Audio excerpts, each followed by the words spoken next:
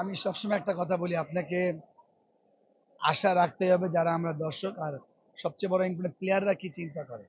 আর টি-20 format বলে কথা, আপনার মানে রেশিওটা যখন কমে যায় তখন একটা টপ দল একটা নর্মাল দলের সঙ্গে পার্থক্য কমে যায়, সেটা খাতা কলমে হোক আর অন দ্য ফিল্ড পার্টিকুলার দিয়ে। যেহেতু রিকাভারি করার সুযোগ খুব কম থাকে, তো যে দলটা ওই 2-4 ওভার ভালো খেলে অবশ্যই জেতা সম্ভব। অবশ্যই আমি এই খেলার আগে একটা ইন্টারভিউ দিয়েছিলাম যে টি-20 বলে কথা, বাংলাদেশ আর শ্রীলঙ্কা এমন পাওয়ার ক্রিকেট খেলে না। যে বাংলাদেশে তার দিনে ভালো খেলে অবশ্যই জেতা সম্ভব, যেটা জিতেছে। আর আমি এক্সপেক্ট মানে অবশ্যই আমি আশা করেছিলাম, আর ওই আশাতেই জয় হয়েছে। একটা কথা বারবার চলে আসছে, সাকিব আল হাসান তিনি পিএসএল এ খুব ভালো খেলেছেন।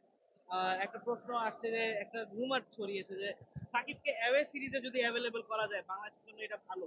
এই মুহূর্তে যদি তিনি দলের সঙ্গে থাকেন, প্লেয়াররাও একটু মোটিভেট হবে। সাকিবকে নিয়ে আপনার ভাবনাটা কি?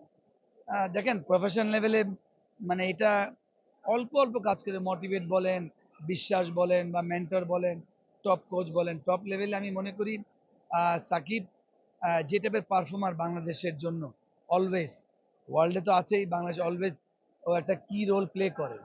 তো যেহেতু বাংলাদেশ টিম সাকিব ছাড়াও ভালো করেছে, আমরা এটা নিয়েও ক্রেডিট নিয়েছি যে সাকিব ছাড়া আমরা ভালো করেছি। তো ওই একটা জায়গায় সাকিব অলওয়েজ স্পেশাল। যদি উনি ক্রিকেট বোর্ডের কোনো প্রবলেম না, ওনার যদি ইচ্ছা হয় অবশ্যই উনি অটোমেটিক চয়েস, আর বাইরে এসে খেলতেই পারে। কেন আমাদের আপনি জানেন যে সাম্প্রতিক সময় আমরা মাঠের বাইরে অস্থিরতা, মাঠের performance not up to the mark. যদি একটা প্লেয়ার আসে, ও যদি তাকে একটা রেসপেক্টও দেওয়া হয়, আর প্রফেশনাল লেভেলে আমি রেসপেক্ট তো আছেই, সাথে যদি তার যদি কিছু পারফর্ম আমরা পাই, আমার দল ভালো করতে পারে, তো অবশ্যই একটা বাংলাদেশ দলের জন্য এটা অনেক ভালো। Shakib important, more important Bangladesh দলের জন্য কতটুকু প্রয়োজন বা কতটুকু দরকার, ওর পারফরমেন্স তো অবশ্যই দরকার।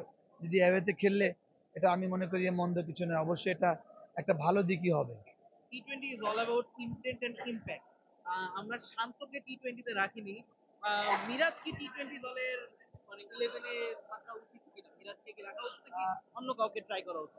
দেখেন এভাবে ক্যামেরার সামনে হুট করে বলা difficult question, not diplomatic answer. But আমি মনে করি যে কাছে কাজ করে বাংলাদেশ টিমের কোন জায়গাটা স্ট্রেংথ বা ওয়ান টু ওয়ান কাকে আমি নিব, তাহলে এটা আসলে আমাদের কিন্তু অনেক কম লিমিটেশন, এটা বুঝতে হবে। তো ওই জন্য যদি মিরাজকে দরকার হয়, অবশ্যই টিম ম্যানেজমেন্ট এটা সবচেয়ে ভালো জানে। আমি হুট করে দরকার নেই, কেন আমাদের আপনি মাথায় রাখতে হবে হাতে গোনা কিন্তু ওই 5-6 জন পারফর্মার ছিল, আর যারাও আছে 10-12 জন, তারা কিন্তু they are not very much consistent. তো ওই জন্য কিন্তু মিরাজকে নিয়ে কথা উঠে, আবার যে বাদ পড়ে ওকে নিয়ে কথা উঠে, আবার যে অল্প রান করে না আবার বাদ পড়ে যায়। না, আমার কাছে মনে হয় মিরাজের ওটা এই দল জানবে, বা যারা কাছের কাছের লাইক কোচ, ক্যাপ্টেন, সিলেক্টর, এরা এই ডিসিশনটা যদি নেয়, আমি মনে হয় ওরা ওদেরকে বুঝেই নেওয়া উচিত বা বুঝেই নিয়েছে। লাস্ট ম্যাচে কি মিরাজ কি 11-এ রাখা উচিত নাকি শেখ মেহেদীকে ট্রাই করা উচিত? এবং টি-টোয়েন্টিতে মাহেদী পাওয়ার প্লেতে খুবই কার্যকরী।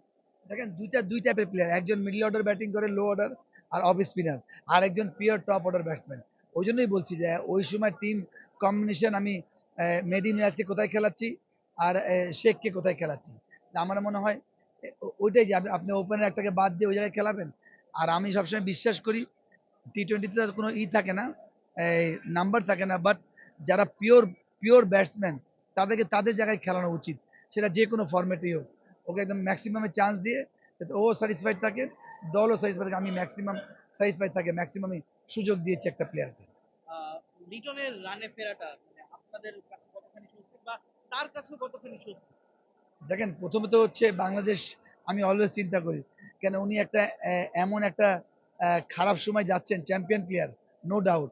তো ওই জায়গায় আমি মনে করি লিটন দাসের এই রানটা as a captain, as a দল, ওর জন্য সবকিছু মিলে, যেমন আমি পার্সোনালি ওর জন্য দোয়া করেছি আল্লাহ। কেন আমাদের তো প্লেয়ার কম, ওকে নিয়ে এত সমালোচনা হওয়াটা স্বাভাবিক, আর ওটা তাকে নিতেই হবে।